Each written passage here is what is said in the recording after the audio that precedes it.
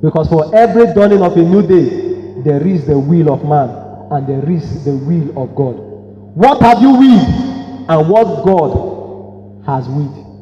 What have you willed and what has God willed? Because for every will of man, there is also the will of God. So a man is willing something and God is also willing something. God has willed, man has willed. God has willed, man has willed. God has willed, man has willed. So in every will of man and every will of God, there is the will of God and the will of God and the will of man, and both of them must mesh together in order for the will of God to be synchronized at that very time. At that very time, there is a standing ground to what God is set to do in this season. Why will something that God has not willed? Why try to form something that God is not forming? Why try to create something that God is not creating?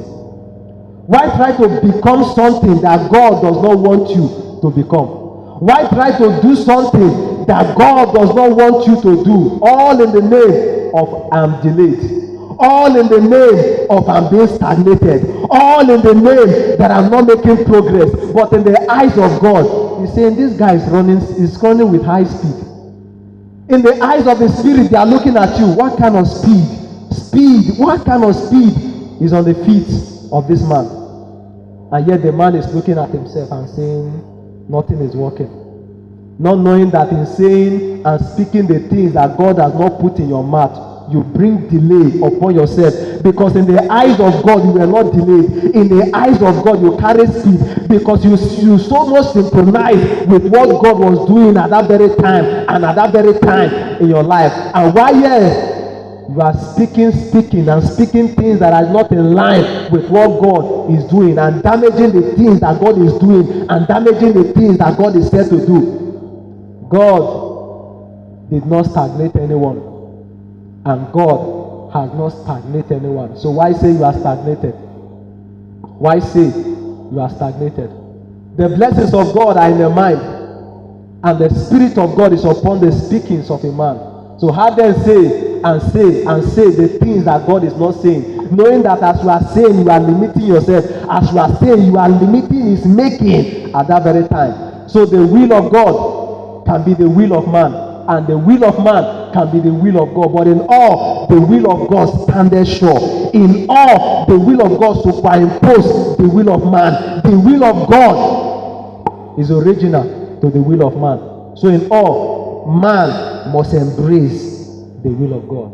What has God willed and what have you willed? If you look at the writing of the Spirit, you can tell what God is willing now and what God is saying.